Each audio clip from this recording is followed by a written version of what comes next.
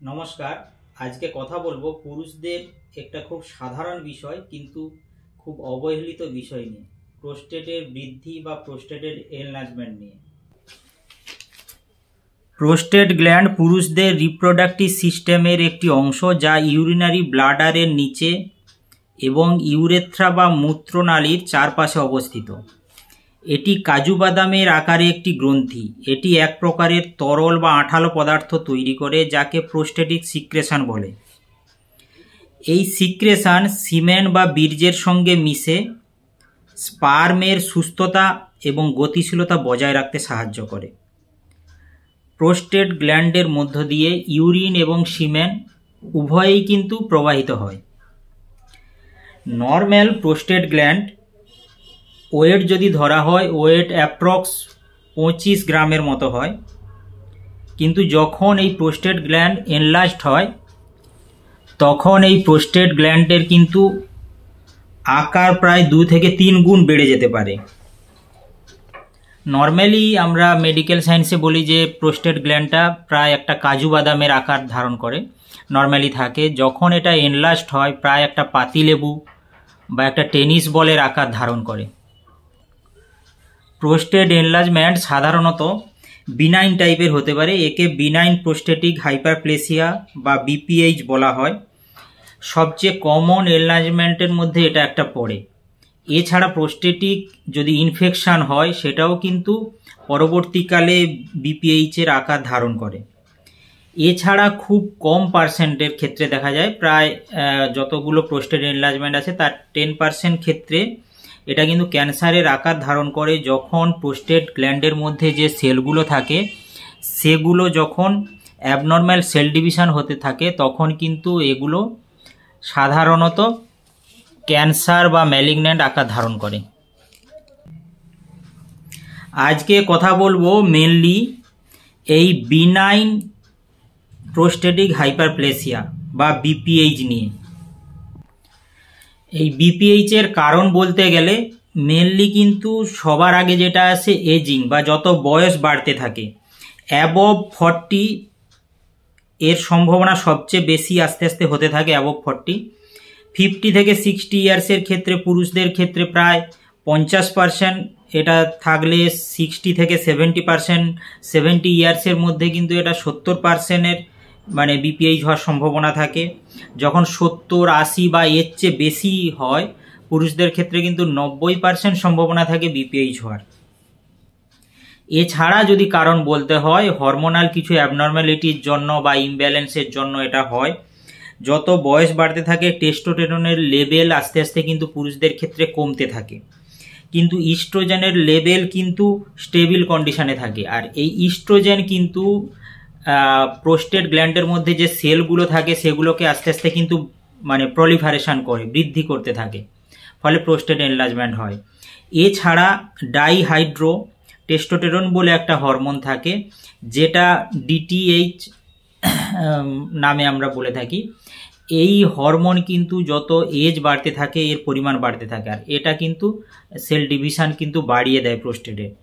এছাড়া কারণ বলতে গেলে জেনেটিক কারণ থাকে। আমরা সাধারণত যে পেশেন্টগুলো দেখে থাকি বেশিরভাগ ক্ষেত্রে দেখে থাকি যে উনার বাবা কি কাকা কি দাদু এদের যদি প্রোস্টেট এনলার্জমেন্ট থাকে সাধারণ ক্ষেত্রে উনার হওয়ার সম্ভাবনাও কিন্তু বেশি থাকে।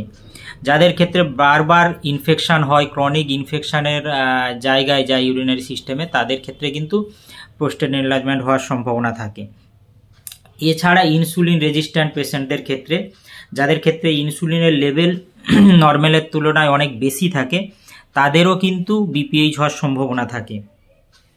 এছাড়া আমরা সাধারণত দেখে থাকি নন অ্যালকোহলিক ফ্যাটি লিভার যাদের থাকে, বা খুব অ্যাবনর্ম্যাল ওবেসিটি থাকে, অ্যাবডোমিনাল ক্ষেত্রে এটা বেশি যদি ওবেসিটিটা থাকে, বা কেউ যদি খুব হাই প্রোটিন রিচ খাবার খায় বা খুব রিচ স্পাইসি ফুড খুব বেশি দিন ইনটেক করে, তো তাদের ক্ষেত্রে কিন্তু আমরা দেখে থাকি বেশিরভাগ এগুলো হয়ে থাকে।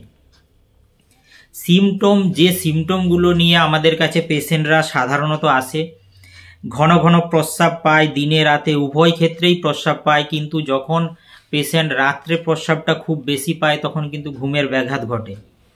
এছাড়া যখন ইউরিনের অনুভূতি আসে পেশেন্ট সেটাকে কিন্তু ধরে রাখতে পারে না, অনেক ক্ষেত্রে পেশেন্টের কিন্তু কাপড় চোপড় ভিজে যেতে পারে। এছাড়া যে ইউরিন ফ্লোটা আসে যখন ইউরিন করতে যায় সেটা কিন্তু ফোঁটা ফোঁটা পড়ে বা ইউরিন ফ্লো কিন্তু মানে রেগুলারলি হয় না, ড্রপ বাই ড্রপ হয়। অনেক সময় যখন সে পেচ্ছাপ শুরু করতে যাচ্ছে প্রস্রাবটা তখন কিন্তু খুব অস্বস্তি অনুভব করে বা খুব কষ্ট হয়, তারপর কিন্তু ইউরিনটা শুরু হয়। এছাড়া কিছু পেশেন্টের ক্ষেত্রে ইউরিন হওয়ার পর ফোঁটা ফোঁটা পড়তে থাকে, তার অনুভূতি আছে যেন ব্লাডার পুরোটা খালি হলো না। এছাড়া খুব জোর দিয়ে প্রস্রাবটা করতে হয়। কিছু পেশেন্টের ক্ষেত্রে খুব পেলভিক রিজিয়ান বা তলপেট রিজিয়ানে কিন্তু ব্যথা অনুভব হয়। কিছু পেশেন্টের ক্ষেত্রে হিমাচুরিয়া আসতে পারে, ইউরিনের সঙ্গে ব্লাড আসতে পারে। কিছু জনের ক্ষেত্রে সিমেন্সের সঙ্গে ব্লাড আসতে পারে। সেক্সুয়াল প্রবলেম তৈরি হয়, ইম্পোটেন্সি আসে পেশেন্টের ক্ষেত্রে। এছাড়া কিছু পেশেন্টের ক্ষেত্রে বার্নিং সেন্সেশন থাকতে পারে। কিছু পেশেন্টের ক্ষেত্রে কি হয়, যখন ইউরিনটা ক্লিয়ার হয় না, আস্তে আস্তে ইউরিনটা কিন্তু ব্ল্যাক ফ্লো হতে থাকে। ব্ল্যাক ফ্লো হওয়ার জন্য কিন্তু আস্তে আস্তে কিডনির সমস্যা তৈরি হয়, হাইড্রোনেফ্রোসিস হয়, কিছু ক্ষেত্রে রেনাল ফেলিওর হয়। কিছু পেশেন্টের ক্ষেত্রে ইউরিনারি স্টোন বা রেনাল স্টোনও পাওয়া যায়।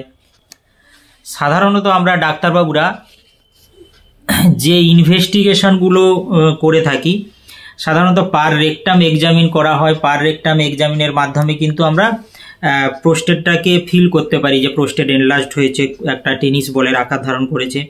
এছাড়া কমনলি যেটা খুব রিলায়েবলভাবে আমরা ইউএসজি বা আলট্রাসোনোগ্রাফি করতে দিই, আলট্রাসোনোগ্রাফি করলে কিন্তু পুরো পিকচারটা, প্রোস্টেটের পিকচার, ব্লাড আর কিডনি এগুলো কিন্তু খুব ভালোভাবে আমরা দেখতে পাই। এছাড়া কিছু ক্ষেত্রে সিস্টোস্কোপি করতে বলা হয়, কিছু ক্ষেত্রে ইউরিনারি ফ্লো স্টাডি করতে বলা হয়। এছাড়া নর্মাল ইউরিন টেস্ট, আরই বা কালচার এগুলো আমরা করে থাকি। ব্লাড টেস্ট করা হয়, হিমোগ্লোবিন দেখা হয়। এছাড়া খুব ইম্পর্টেন্ট হচ্ছে পিএসএ বলে একটা টেস্ট, যেটা প্রোস্টেটিক স্পেসিফিক অ্যান্টিজেন টেস্ট করা হয়, যার মাধ্যমে কিন্তু আমরা ওই পেশেন্টের ক্যান্সার আকার ধারণ করেছে নাকি সেটা কিন্তু আমরা ডিটেক্ট করতে পারি, সেটাকে এলিমিনেট করতে পারি। এছাড়া serum creatinine, blood urea nitrogen burn test বলা হয়, এগুলো করা হয়। কিছু ক্ষেত্রে এমআরআই করা হয়, কিছু ক্ষেত্রে এক্স রে কেইউ করা হয়। এর মাধ্যমে কিন্তু আমরা অনেকটা বুঝতে পারি যে প্রোস্টেট এনলার্জমেন্টটা কতটা হয়েছে বা কোন লেভেলে হয়েছে। ট্রিটমেন্টের কথা বলতে গেলে এলোপ্যাথি সার্জন বা ইউরোলজিস্ট ডাক্তারবাবুরা যে মেডিসিন দেন তাতে পেশেন্টের অনেক সাইড এফেক্ট হয়। টেস্টোস্টেরন লেভেল কমে যায়, অনেক ক্ষেত্রে পেশেন্টের স্পার্ম কাউন্ট কমে যায়, সেক্সুয়াল প্রবলেম তৈরি হতে পারে, ইম্পোটেন্সি হতে পারে। এছাড়া সার্জনরা যে অপারেশনের মাধ্যমে কিন্তু প্রোস্টেট গ্ল্যান্ডটাকে কিন্তু রিমুভ করে, আর অপারেশন করা মানে তার অনেক রকম সাইড এফেক্ট থাকে। পরবর্তীকালে আফটার ওটি অনেক রকম প্রবলেম তৈরি হয় পেশেন্টের ক্ষেত্রে। যেহেতু পেশেন্টরা সাধারণত খুব বয়স্ক হয়, ফলে কি অপারেশনের যে সাইড এফেক্টটা তাদের কিন্তু শরীরে অনেক বেশি অনুভূত হয়। ফলে এক্ষেত্রে আমরা হোমিওপ্যাথি ডাক্তারবাবুরা আমরা অ্যাডভাইস দিই যে প্রপার যদি একজন অভিজ্ঞ হোমিওপ্যাথি ডাক্তারবাবুর কাছে চিকিৎসা করান এবং ওষুধ নেন, তাহলে কিন্তু বেশিরভাগ ক্ষেত্রে দেখা যায় যে খুব সুন্দর ভালো রেজাল্ট হয় এবং পেশেন্টের কিন্তু এই প্রোস্টেট গ্ল্যান্ড এনলার্জমেন্টটা কিন্তু যে সিমটম দেখা দেয় বা যে সমস্যা দেখা দেয় সেটা কিন্তু সম্পূর্ণভাবে কিন্তু ঠিক হয়ে যায়। আমরা হোমিওপ্যাথি ডাক্তারবাবুরা সাধারণত যে ওষুধগুলো প্রেসক্রাইব করি, সাধারণত স্যাবাল সেরুলেটা বলে একটা ওষুধ পাওয়া যায়, তার মাদার টিংচার দেওয়া হয় বেশিরভাগ ক্ষেত্রে। এছাড়া কোনিয়াম ম্যাকুলেটাম 30 বা 200 পোটেন্সি দেওয়া হয়। এছাড়া চিমাফিলিয়া মাদারও অনেক সময় খুব ভালো কাজ করে। কিছু ক্ষেত্রে থুজা অক্সিডেন্টালিস বলে একটা ওষুধ আছে যেটা 30 বা 200 পোটেন্সির ওষুধ দেওয়া হয়। ব্যারাইটা কার্ভ দেওয়া হয় যেটা 30 বা 200ও দেওয়া হতে পারে। এছাড়া ফেরাম পিগ্রিকাম 30, 200 এই ওষুধগুলো সাধারণত প্রেসক্রাইব করা হয়। তবে সঙ্গে কিছু অ্যাডভাইস দেওয়া হয় যেগুলোকে কিন্তু পেশেন্টকে মেনে চলতে বলা হয়। বিশেষ করে আমরা ডাক্তারবাবুরা বলে থাকি যে জলের পরিমাণ আপনি 1.5 থেকে 2 লিটারের মধ্যে রাখার চেষ্টা করুন। খুব বেশি কিন্তু জল খাবেন না, যেগুলো কিন্তু কিডনিকেও কিন্তু প্রেসার দেবে, সঙ্গে কিন্তু ইউরিন ব্যাকফ্লো হওয়ার সম্ভাবনা অনেক বেশি থাকে। নিয়মিত হাঁটতে হবে, ব্যায়াম করতে হবে, এক্সারসাইজ, যোগাসন এগুলো করে যেতে হবে। কেউ যদি খুব বেশি চা বা কফি বা অ্যালকোহল খায় তো এগুলোকে কিন্তু অ্যাভয়েড করতে হবে। চা বা কফির মধ্যে যে ক্যাফিন বা ট্যানিন থাকে বা অ্যালকোহল, এগুলো কিন্তু এই প্রবলেমকে আরও বেশি কিন্তু বাড়িয়ে দিতে পারে। এছাড়া স্বাস্থ্যকর খাবার খেতে হবে, খুব বেশি তেল মশলাযুক্ত বা রিচ খাবার যতটা অ্যাভয়েড করা যায়, খুব হাই প্রোটিন ডায়েটকে অ্যাভয়েড করতে হবে।